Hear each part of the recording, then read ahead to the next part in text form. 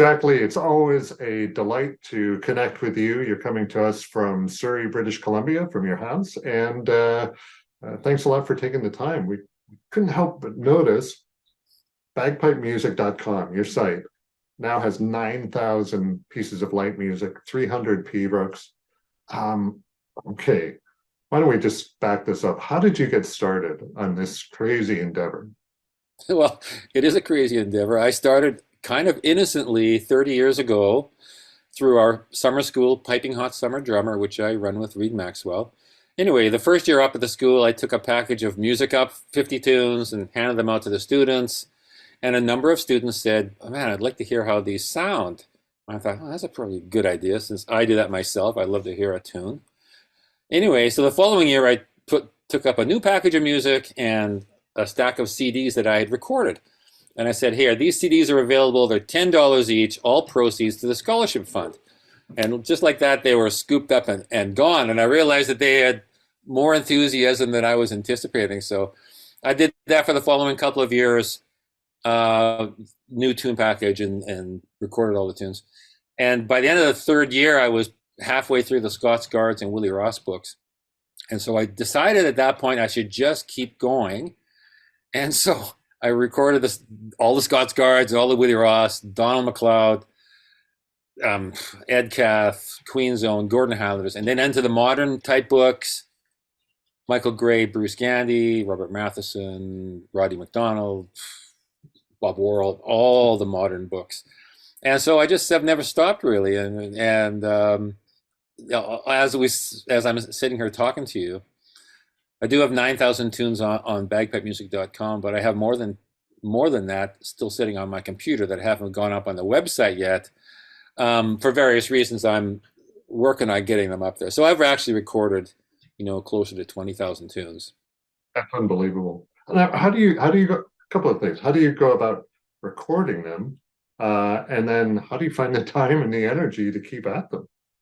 Well, on going about and getting it done, it's kind of a time-consuming process because when someone buys a tune from bagpipemusic.com, they get a written score plus a recording of me playing it on a full bagpipe. So anyway, on the written score, I cannot use somebody else's tune score. It's not right. And so I rewrite them all in Bagpipe Music Writer. That's taken me a long time. And so I rewrite the tune, print the tune off, and make sure that my recording is going to match the exact grace notes and stuff in the written score. So that's how the tune gets written. And then on, how and when I record, and boy, it just goes in spurts. Sometimes I have very little time and sometimes a bit more. A good time for me is the competition season because I'm playing more, and I'll often, for example, do a practice session here and play a pibroch and stuff like that. And when the pipes are going well, then I'll press the red button and start recording.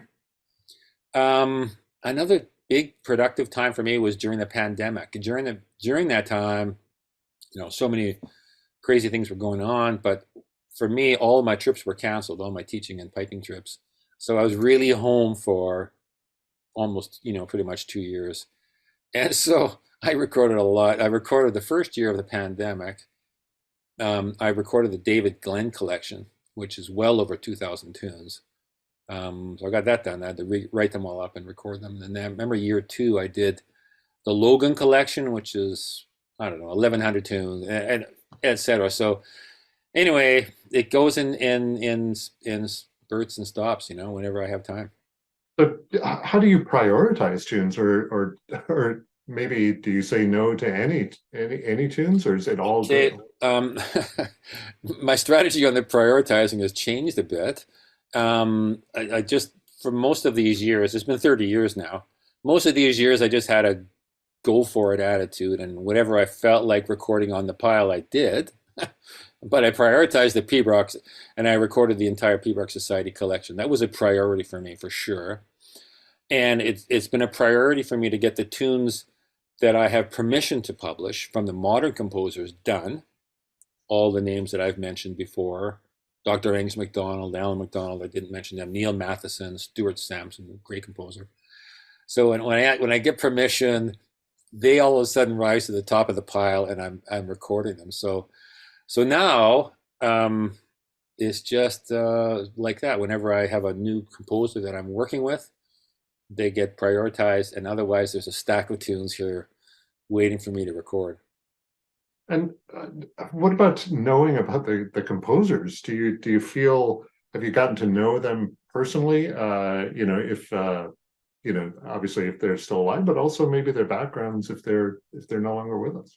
Yeah, I feel like I have, and it's funny to say that, but when you have played so many tunes, basically all tunes from John McClellan of Dunoon or G.S. McClennan, and not just their highlight tunes, and boy, do they have some highlight tunes, but you kind of get a sense for where they're at, and the piece or whatever that John McClellan of Dunoon had in his life.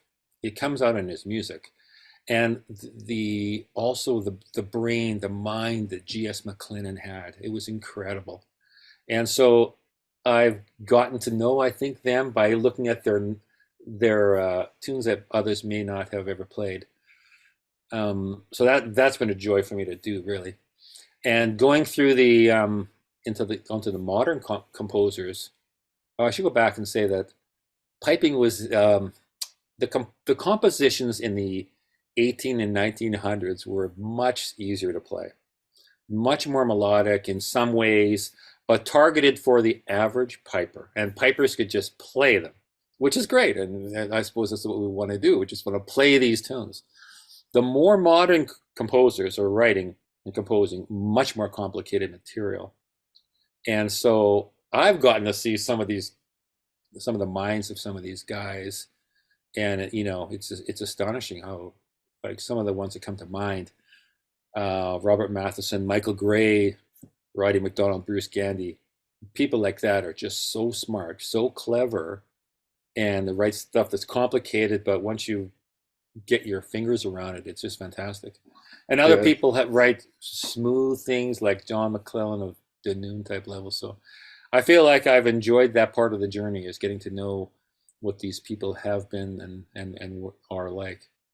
So what about the eras of composition in light music, let's say? Have you noticed trends as you go along and put dates kind of to the Yeah. compositions? Well, the big trend that I've already mentioned is the complexity.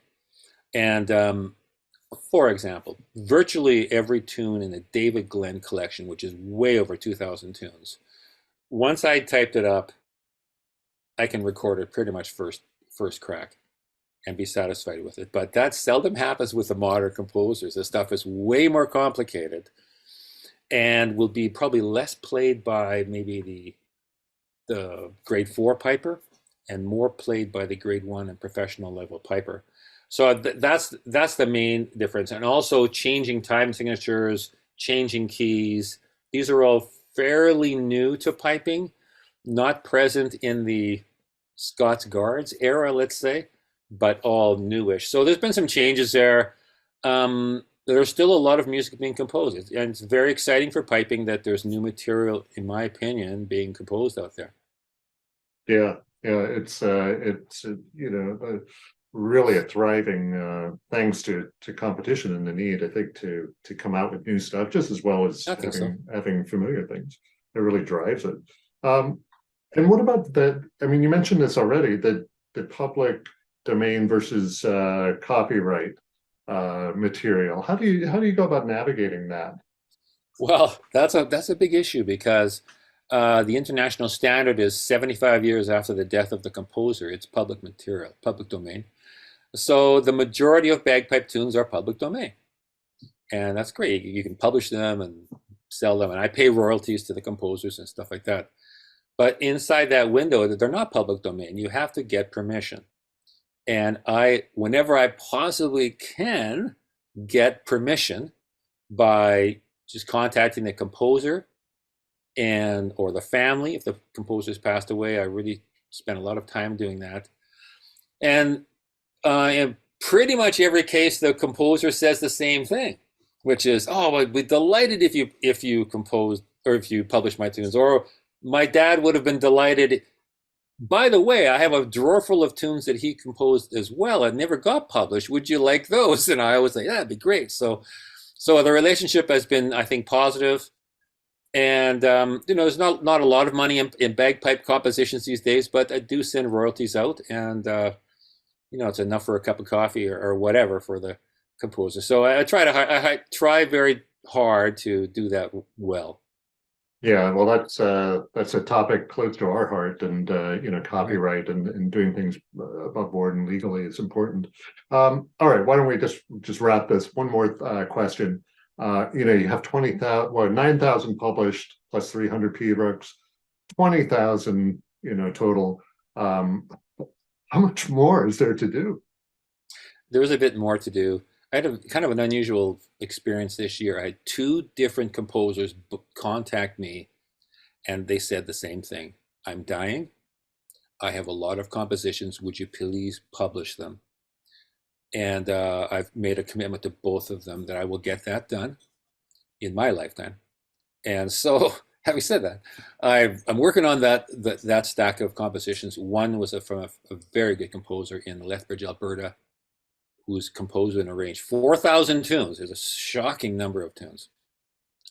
And these days, very often I get sent music by people just out of the blue, and I always appreciated very, very much new books and things. So I think I will be chipping away at this for a few more years, and as long as I'm able to do it. Well, it's fantastic work. It's it really does seem to be a labor of love for you, and I think the It is. piping and drumming world really appreciates the effort that you put into it. And long may it continue. Thank you It's very much, Andrew. Appreciate your interest and support. Yeah, you bet. So that's Jack Lee with bagpipemusic.com, now at 9,000 pieces of light music and 300 pbooks, both the manuscripts and the playing available.